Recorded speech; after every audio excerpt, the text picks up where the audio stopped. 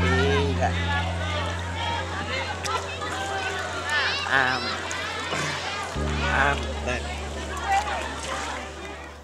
Setelah beberapa saat melahirkan, kemudian dokter datang menceritakan kepada saya bahwa anak ibu menderita mongoloid syndrome. Terus saya tanya, "Dok, apa itu, Dok?" Nah, gitu. Ya, ini nanti dia pertumbuhannya secara mental akan terganggu, tetapi secara fisik dia akan tumbuh normal seperti anak-anak biasa katanya gitu. Dan memang ini belum ada obat yang bisa menyembuhkan.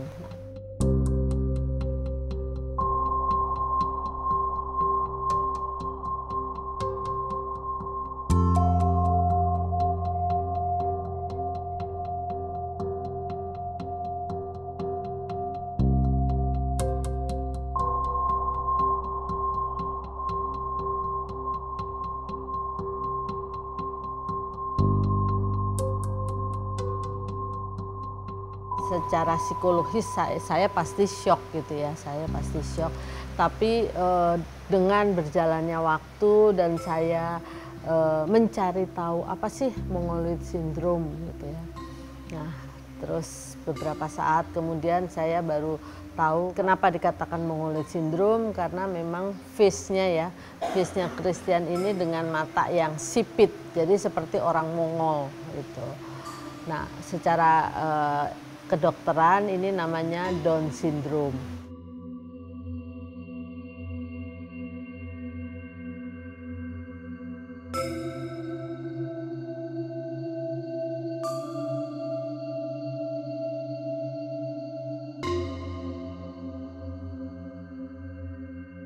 Pertama sekali saya melihat atau mengetahui bahwa Irsa dengan kondisi yang berbeda, saya shock.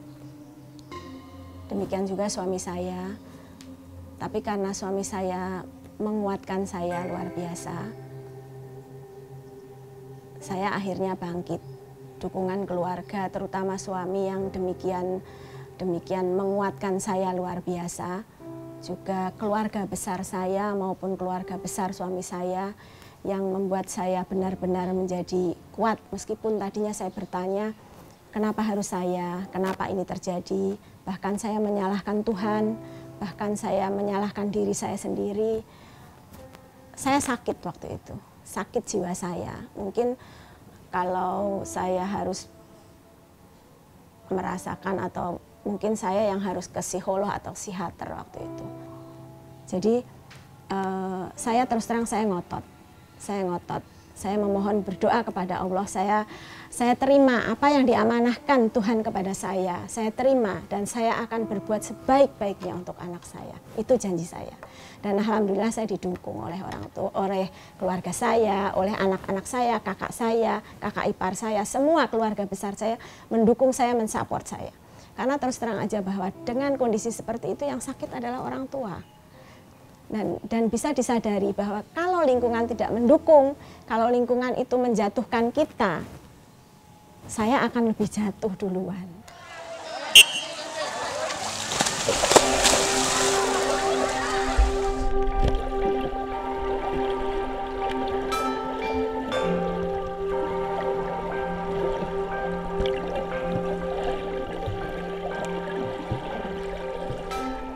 Setelah saya tahu bahwa Christian adalah penyandang Down syndrome, saya terus mencari tahu bagaimana cara menangani Christian, kan gitu. Jadi pertama yang harus saya berikan kepada Christian adalah makanannya, karena semuanya itu kan tumbuh dari berkembang bagaimana pola makannya, gizi dari makanan itu. Jadi saya memberikan makanan Christian yang penuh gizi supaya perkembangannya itu agak baik gitu.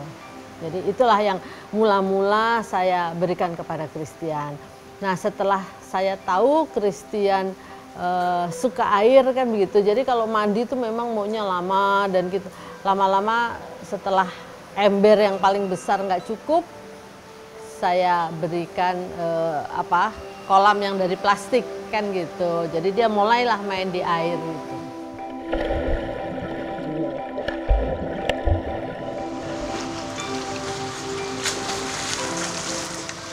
Waktu itu saya mendengar Down syndrome hanya sekilas, jadi saya nggak tahu gimana tuh Down syndrome itu. Saya ngelihat Down syndrome itu pada anak-anak atau orang-orang yang sudah dewasa, tapi bagaimana harus merawatnya, bagaimana itu saya nggak tahu. Saya mulai membaca buku, saya mulai mendengar, mengunjungi. Saya diajak suami saya datang ke teman-temannya yang kebetulan juga dengan mendapatkan titipan anak-anak dengan kondisi Down syndrome. Di situ memang rada mengagetkan karena di teori-teori itu bisa dikatakan bahwa anak-anak Down syndrome itu dengan tidak berdayanya itu memang tanda kutip mungkin membebani orang tua. Itu yang saya awal sekali saya merasa kaget gitu. Tapi ternyata kondisi anak Down syndrome sendiri itu bertingkat dan bukan tidak bisa diapa-apakan gitu. Kalau diperlakukan seperti halnya teman-temannya yang tidak dengan kondisi khusus, kita memperlakukannya seperti menghadapi anak-anak yang normal, saya merasakan sekali manfaatnya bahwa anak saya nggak apa-apa kok gitu. Dan saya sekarang mulai bersyukur bahwa saya mendapatkan anak yang istimewa, sangat istimewa untuk saya.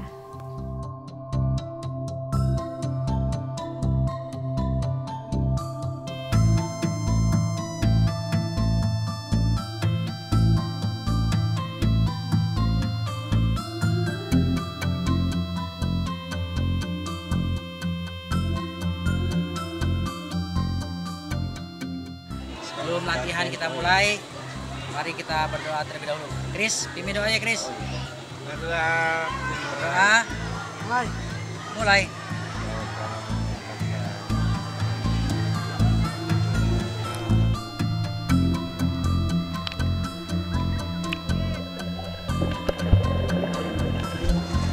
Tiang, sini aja tiang kakinya. Saya memang memiliki latar belakang dari Fakultas Olahraga. Kemudian saya juga mengajar di sekolah luar biasa sebagai guru pendidikan jasmani. Kemudian saya melihat bahwa ternyata penyandang tunagrahita ini masih bisa dikembangkan, khususnya lewat cabang olahraga. Lalu saya juga banyak membaca literatur mengenai ketunagrahitaan, kemudian bagaimana mengembangkan talenta mereka, bagaimana mengembangkan mereka menjadi pribadi yang sangat luar biasa, menjadi pribadi yang utuh dan juga membanggakan. Ternyata hanya lewat olahraga.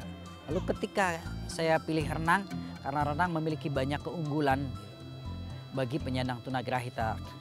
Karena kita tahu penyandang tunagrahita khususnya yang penyandang Down syndrome ini daya tahan tubuhnya sangat lemah. Sangat lemah, kemudian mereka juga memiliki tingkat kepedulian yang sangat rendah ketika ada di sekitar kolam renang. Sehingga kalau terjadi sesuatu dengan mereka, maka bahaya yang pasti akan mereka terima.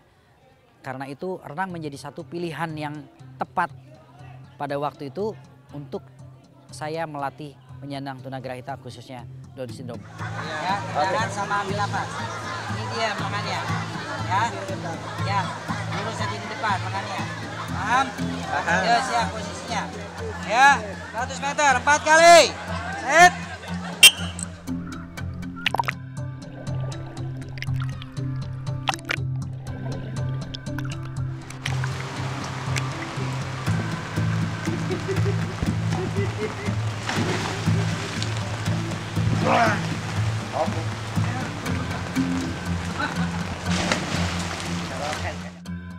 Ketika mereka berenang ya, ini kan seluruh otot-otot tubuh bergerak, kemudian seluruh anggota tubuh juga bergerak ya.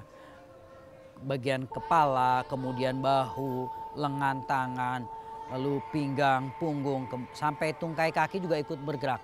Dan itu sangat banyak membantu bagi penyandang tunagrahita. Pada akhirnya mereka memiliki kecakapan motorik yang sangat baik gitu, selain daya tahan tubuh gitu. Ya bonusnya pada akhirnya mereka bisa mengikuti lomba dan meraih prestasi-prestasi baik tingkat nasional sampai tingkat internasional.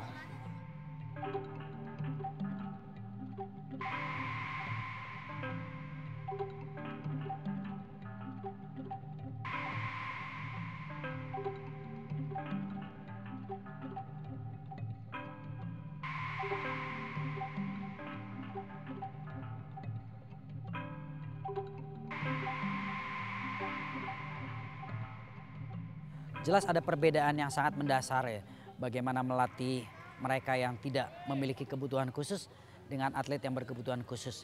Yang pertama adalah kita diuji kesabarannya.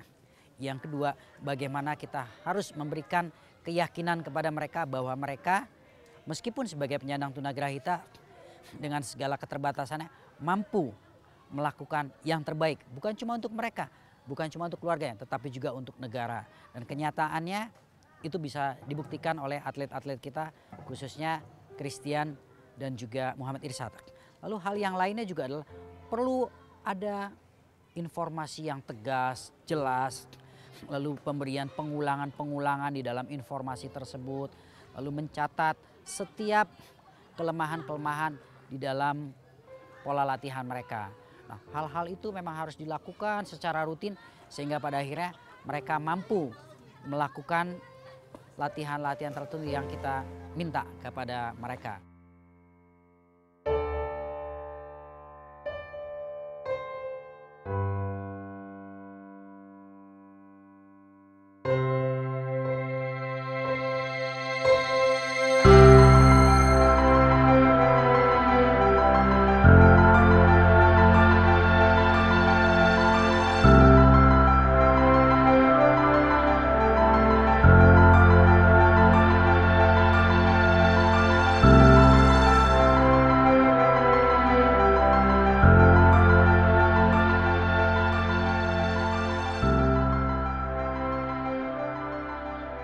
Seiring dengan perjalanan waktu ternyata memang Christian memiliki bakat yang sangat luar biasa di renang hingga beberapa kali dia mewakili Indonesia untuk mengikuti kejuaraan-kejuaraan renang.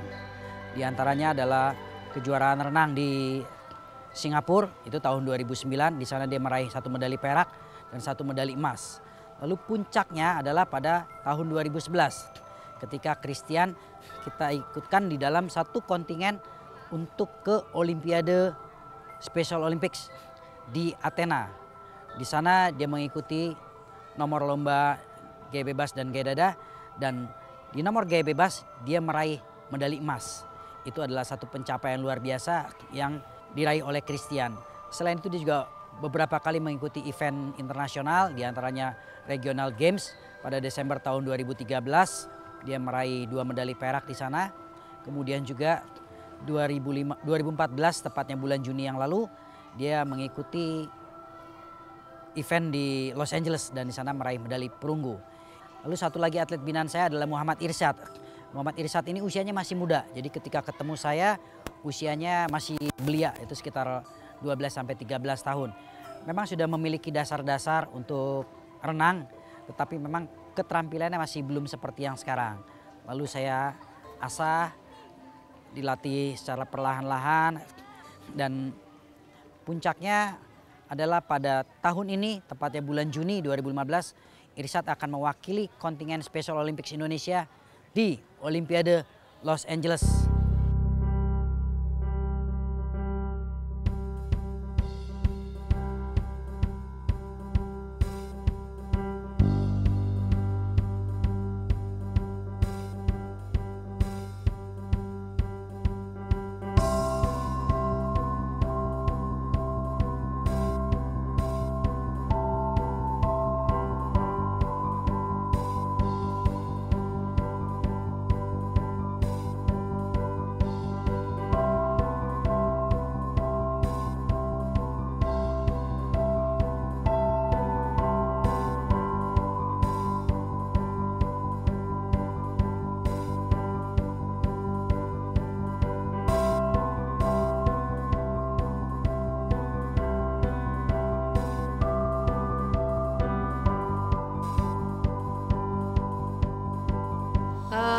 Yang di meja itu adalah perolehan medali Christian, baik itu dari renang ataupun dari atletik, khususnya lari ya. Kalau renang dia memang untuk kegiatan tingkat DKI, dia sudah beberapa kali mengikuti, dan juga yang mana puncak prestasi Christian ini ada saat mengikuti Olimpiade. Jadi saat mengikuti Olimpiade ini juga kita harus lolos seleksi. Artinya dari tingkat daerah, tingkat DKI, dia memenangkan lomba renang gaya bebas 50 meter, kemudian juga untuk saat Pornas tingkat nasional dia 50 meter bebas, dan tingkat regional artinya tingkat ASEAN dia memperoleh juga medali emas saat bertanding di Singapura. Jadi karena dia sudah melalui seleksi itu terakhir di Olimpiade Yunani tahun 2011. Ya, iya.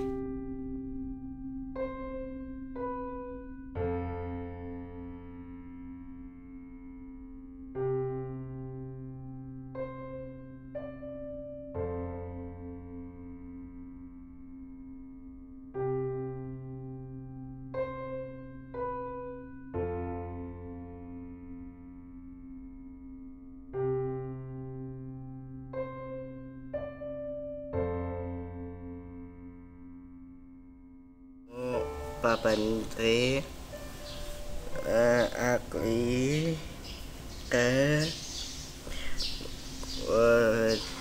Dinas Olahraga 2014. Sipet tahun 2000 cinta. Coba tunjukin ke kita dong, itu foto Oke. Selamat lalunya.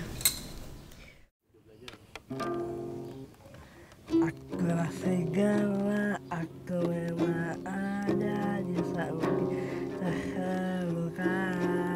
Jangan pernah coba namaku, bahkan Raja Kamila.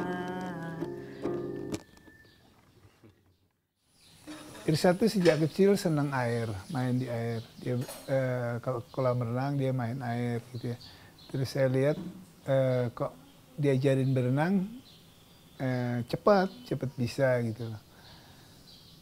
Mungkin sekitar umur 3-4 tahun itu dia udah mulai kelihatan bisa berenang. Saya pikir lebih bagus kalau kita arahkan, karena kayaknya ada bakat di situ di berenang.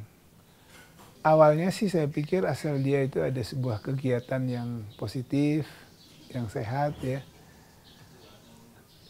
Sama sekali nggak kepikir untuk dia nanti menjadi atlet gitu ya. Tapi ternyata setelah melihat kok beberapa kali ikut tanding dia menunjukkan prestasi, saya pikir ya mungkin ini perlu lebih serius ya, karena mungkin juga ini bisa menjadi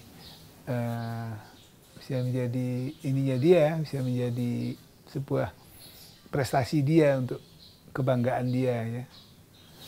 Tentunya kita senang sekali ya, kita sangat senang dalam arti terutama kesenangan kita adalah melihat Irsad bangga dengan dirinya ya. Dia mencapai sesuatu dan dia happy sekali dengan itu.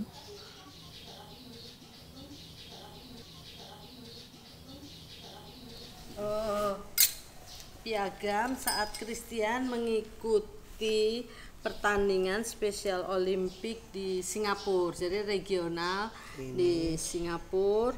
Ini satu medali emas untuk 50 meter gaya bebas.